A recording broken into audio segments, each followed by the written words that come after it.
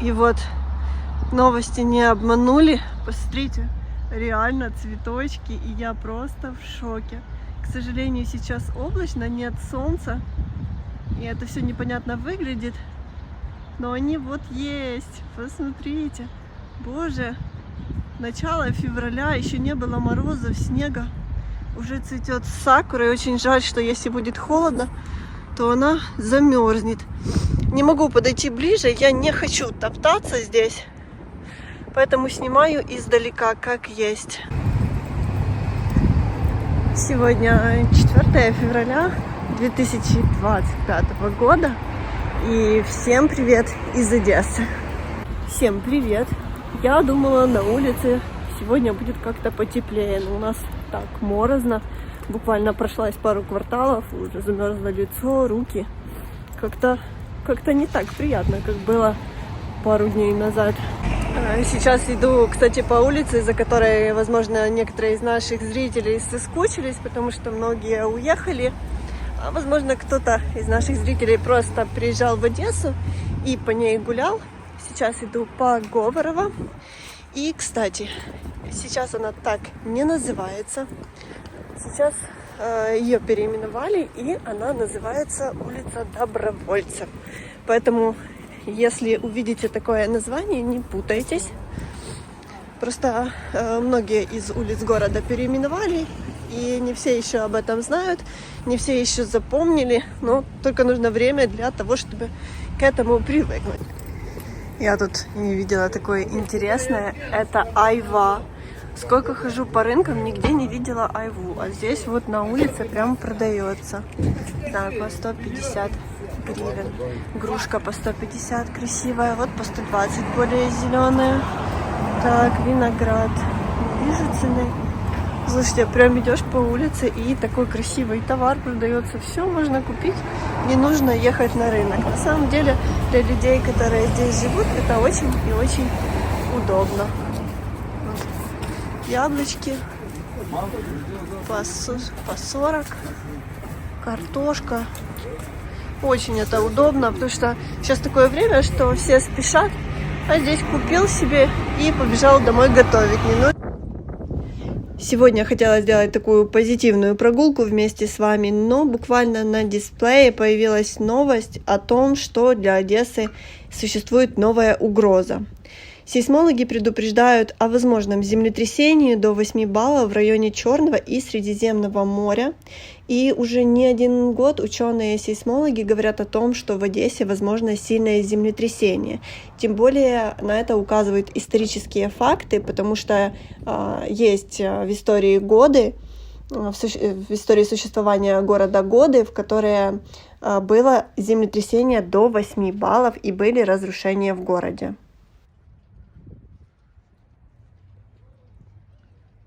Практически каждый день в мире происходят какие-то негативные события, какие-то страшные события. Недавно катастрофа была в Лос-Анджелесе, а сегодня на слуху у всех Греция. Я зашла в новости и просто ужаснулась. В Греции за последние сутки было более 200 подземных толчков, 200 землетрясений разной амплитуды, и греческие власти рекомендуют соблюдать меры предосторожности и уже начинают эвакуировать из известных для всего мира островов, таких как Санторини, Крит, начинает эвакуировать людей, потому что возможно, что будет что-то страшное.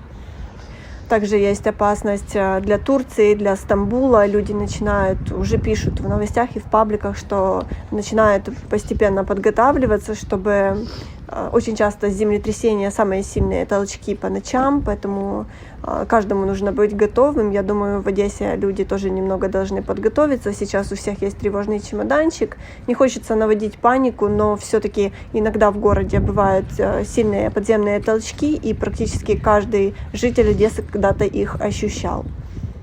Как говорят, надейся на лучшее, готовься к худшему. Нас смотрят зрители из Греции, из Турции. Мы желаем вам, чтобы все обошлось и все у каждого человека было хорошо.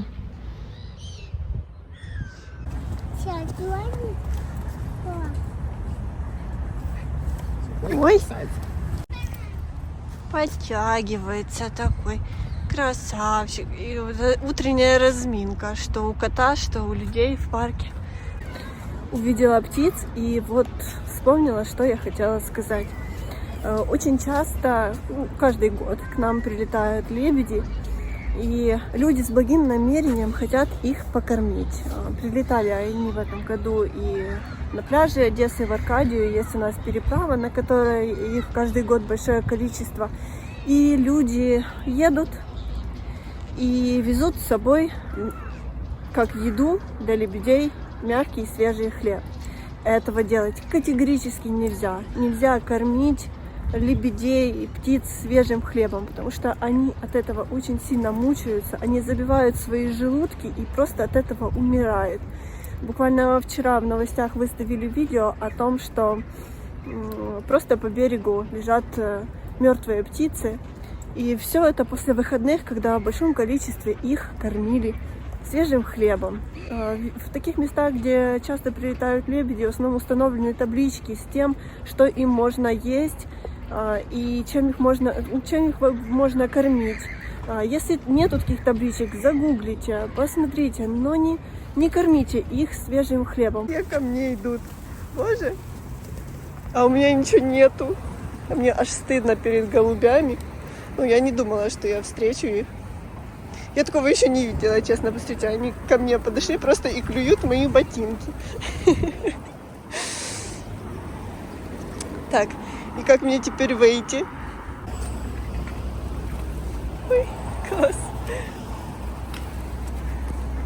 Так.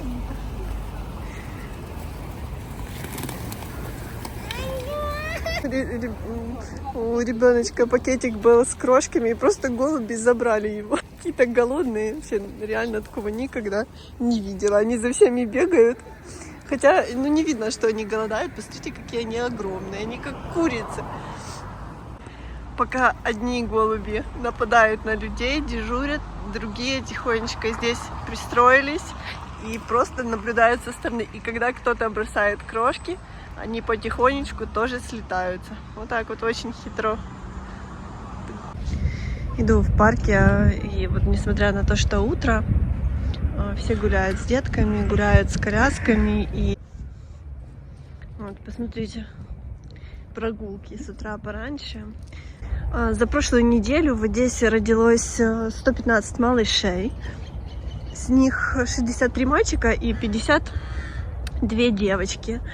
Это, несмотря на то, что рождаемость раньше была выше, это очень хороший показатель, потому что сейчас живем в действительно сложное время, и не все люди даже финансово вытягивают детей, но тем не менее они рождаются, и поверьте, так прекрасно идти по улице и слышать детский смех, детский даже крик, потому что дети — это наше будущее. И, к сожалению, из-за того, что вокруг происходит, вот сейчас их, конечно, стало меньше рождается, но после войны я уверена, что ситуация улучшится и все у нас будет хорошо. Я вот говорила, гуляют только собаки, но нет, на прогулку вышли даже коты. Редко можно встретить котов на поводке, но это классно. Они же тоже хотят пройтись по улице, а не только сидеть дома. Сегодня, пока ехала в этот район, обратила внимание на то, что с утра везде все службы подстригают деревья, кусты, все везде убирают, наводят красоту и чистоту. И вы знаете, это не остается незамеченным. Кто давно не был, кто давно не был в Одессе, приезжает и говорят, что Одесса очень изменилась, преобразилась, у нас стало очень чисто. И действительно, раньше как-то в Одессе было грязнее, а в последнее время, ну, действительно, идешь и просто обращаешь внимание на то, что нигде нет мусора практически, и все очень и очень красиво. Вот так котик уже сидит на ручках. Он не царапается, приласкали, пригрели. Хорошо, что в Одессе любят котов. Слушайте, я как будто в деревне. Тут так орут петухи. Девочка с котом. Петухи кричат. Смотрите, как прибалдел у нее на руках. Хитрый. Царапался, а сейчас, вот посмотрите, уже лег спать. Вот, охотник есть, охотник. Посмотрите, какая симпатяга бежит. Всех голубей поразгонял.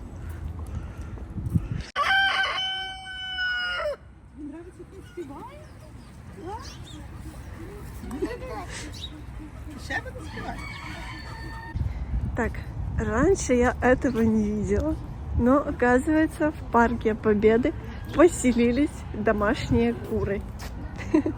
Курочки и петушки. Посмотрите, какой у них модный новострой здесь. Многоэтажка. Может, лайфхак для того, у кого есть дома куры, тоже построить им такой дом. А смотрите, какие красивые там петухи. И куры необычные, какие-то лохматые. Так, сейчас. Так, вот рыжая. Вот здесь карликовые маленькие куры. Это огромный петух. Вот, смотрите. Считай, что в село приехал. Вот это, кто это? Это перепелка. Я не знаю, что это за птица. Или это фазан. Не знаю.